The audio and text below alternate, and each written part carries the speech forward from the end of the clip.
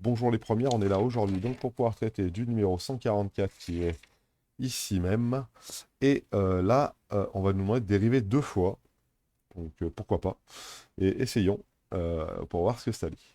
Donc 144, la fonction elle a l'air d'être extrêmement difficile. Elle est définie sur R, mais en tout cas c'est 3x4 puissance 4 moins 4x3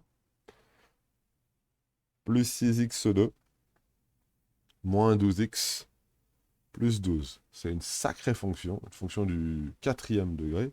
Et on va noter f seconde, on appelle ça seconde, la fonction dérivée de f'. Donc, f seconde, c'est la dérivée de f', et f' qui est la dérivée de f. Donc on prend f et on va la dériver deux fois, ça va donner f seconde. Voilà, aussi simple que ça. Et on vous demande dans le 1A de calculer f seconde. Dans un premier temps, on va calculer donc f', f' qui est la dérivée de f.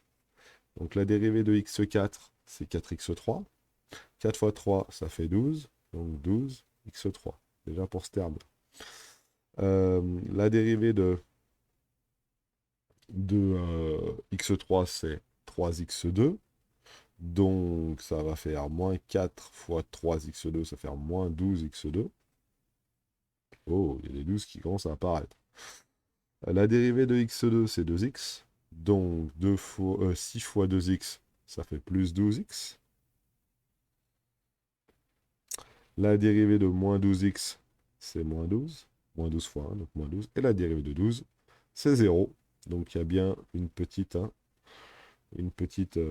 on peut factoriser par 12. Il reste x3 moins x2 plus x moins 1. Voilà. Alors on peut essayer de vérifier que ce ne soit pas trompé. Je ne voudrais pas faire une erreur de signe. Vérifions si déjà ce qu'on a recopié, ça fait moins plus moins, ça a l'air d'être bien. Euh, Est-ce que ça marche exactement correctement? 4 fois 3, ça fait bien 12. 3 fois 4, ça fait bien 12. 6 fois 2, ça fait bien 12. Moins 12, on est bon, ça se factorise par 12. Donc la dérivée seconde, c'est la dérivée de tout ça. Bon, bah c'est facile, c'est 12 fois tout ça. Donc 12 fois la dérivée de 3 de x3, c'est 3x.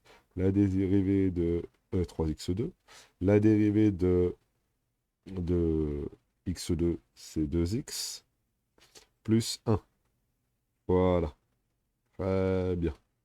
Parfait. Et il faut étudier, donc ça c'est le petit b. Maintenant, il faut étudier le signe de tout ça. Donc pour étudier le signe de tout ça, il faut étudier le signe de ça. Ok. Donc étude du signe de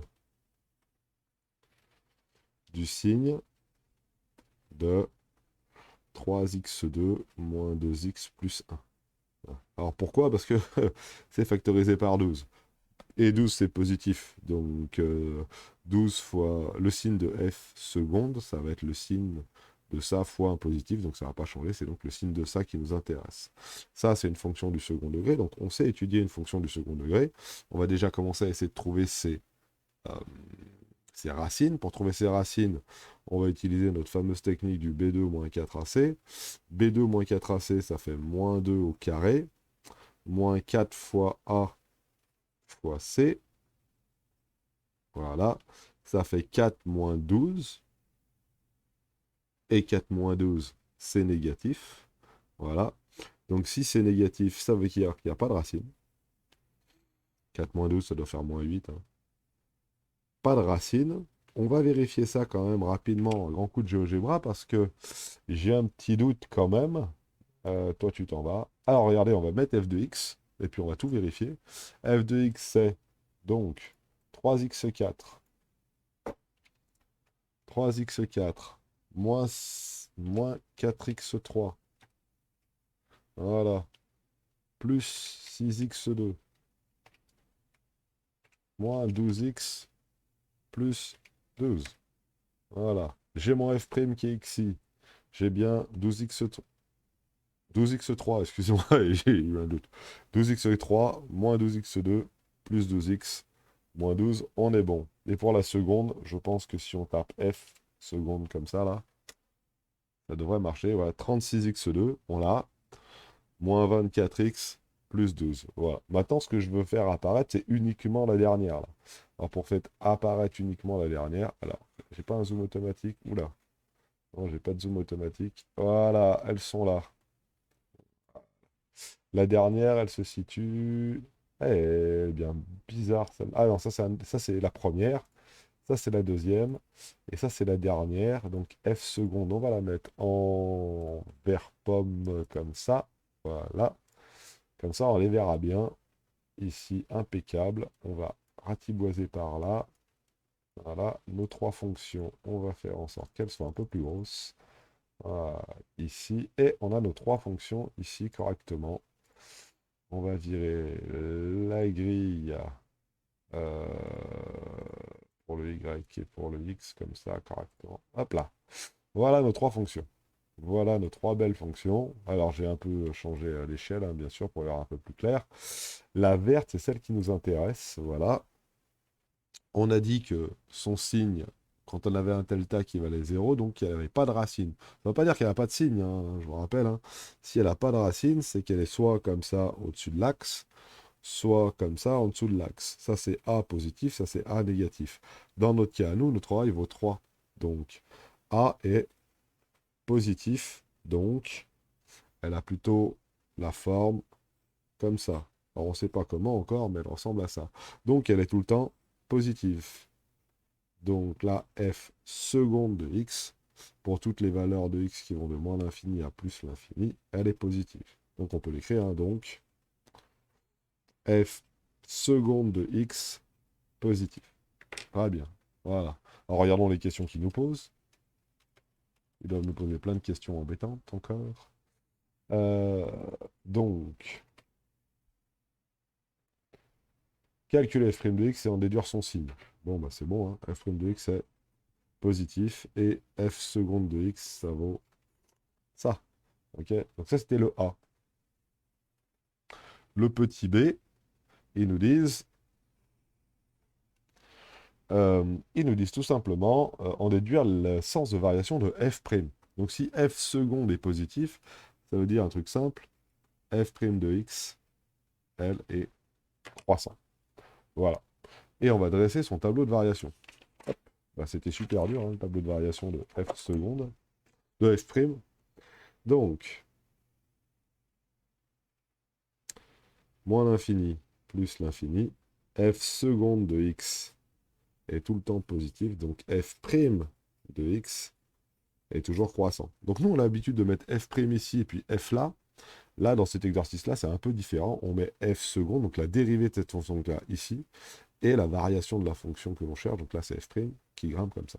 On est d'accord? Impeccable. Maintenant, je vais étudier le signe de f' de x en remarquant que f' de 1, ça vaut 0. Donc dans un premier temps, est-ce que f' de 1 égale 0? Bah, on va le calculer. Hein. F' de 1, j'ai dit que c'était quoi? Donc je reprends ma valeur de f'. F' c'est ici, c'est tout ça là. Voilà. F' c'est tout ça. Donc c'est 12 fois 1 au cube moins. Alors, je sais pas. Moins 1 au carré plus 1 moins 1. Moins 1 au carré plus 1 moins 1. Ok, c'est ça, plus moins 1 au carré plus 1 moins 1. Ok, ça fait moins plus moins, on est bon. Et tout ça, bah oui, ça fait 0. 12 fois 0, ça fait 0. 1 au cube moins 1 au carré, ça fait 0. 1 moins 1, ça fait 0. On est bon. 0 plus 0, la tête à Toto, fois 12, ça fait bien 0. Alors, ça veut dire que ici, dans mon tableau, pour x qui vaut 1, ici, alors je sais pas où je suis exactement, dans mon tableau qu'il y a ici, là, pour x qui vaut 1, ici, je suis à 0. Voilà. Ça veut tout simplement dire que ma fonction, elle croît à partir de 0.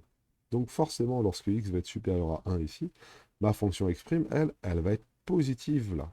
On est bien d'accord?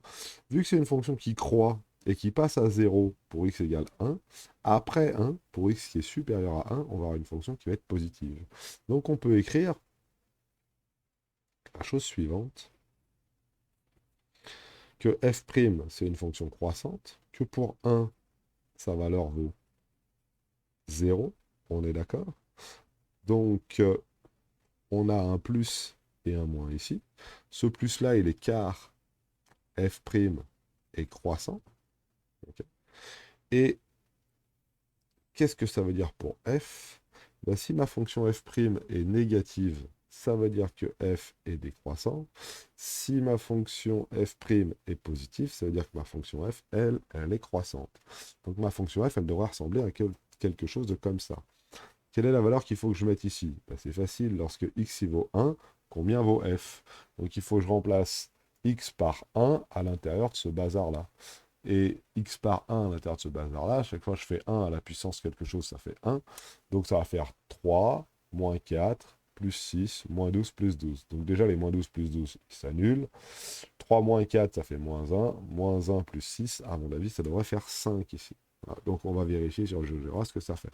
Mais j'ai pas... ah bah si, j'ai répondu au 2B. 2A, 2B. Voilà. Donc, 2A, 2B, on a donc la fonction f qui est décroissante, puis croissante. Alors, pour le A, il faudrait peut-être faire une petite phrase quand même. Pour x supérieur à 1, on a f' de x qui est supérieur à 0, car f' est croissant sur R et continu. On pourrait même dire croissant et continu sur R. Voilà. Donc, et f' de 1 égale 0. Donc si on a à la représenter, hein, c'est une fonction, on ne sait pas comment elle est, hein, je la dessine comme ça, mais je sais que pour x égale 1, je sais que pour x égale 1 ici,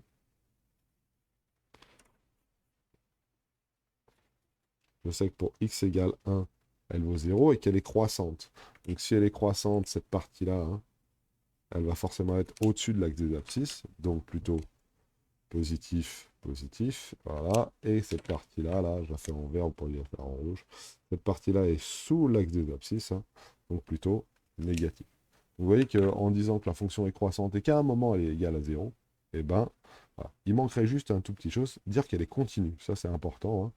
Donc, voilà. Et donc le tableau de variation de f, lui, doit ressembler à ça, et maintenant on va vérifier que notre fonction f, elle est bien décroissante et croissante telle qu'elle ça, et qu'elle, son minimum c'est 5, et donc, si je regarde dans mon GeoGebra qu'il y a ici, ma fonction f, je vais la faire apparaître ici, et ça vaut 5 pour x qui vaut 1. On est bien d'accord? Donc, pour x qui vaut 1, c'est ici. Pour x qui vaut 1, c'est ici. La fonction f, elle vaut bien 5. Voilà. Et si je dézoome un petit peu, bah, je me rends compte que elle ne redescend pas. Donc, mon tableau de variation, là, que j'ai mis juste ici, il a l'air d'être franchement correct, décroissant, croissant.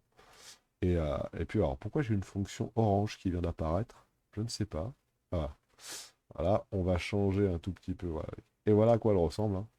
On dirait une parabole, mais c'est une parabole un petit peu cassée, entre guillemets. Et si je zoome par ici, hein, son minimum, c'est ici, hein, c'est pour x égale 1. Vous allez avoir y égale 5. Hein. Hop, ici et ici. Voilà pour cet exercice 144 qui n'était pas si compliqué que ça, qui faisait appel au théorème qu'on n'a pas encore vu dans le cours, mais qui nous semble un petit peu logique maintenant, qui est que lorsqu'une dérivée est négative, ça décroît, que lorsqu'une dérivée est positive, ça croît. Voilà, tout simplement. Et puis voilà. Je vous souhaite à tous de passer une excellente journée.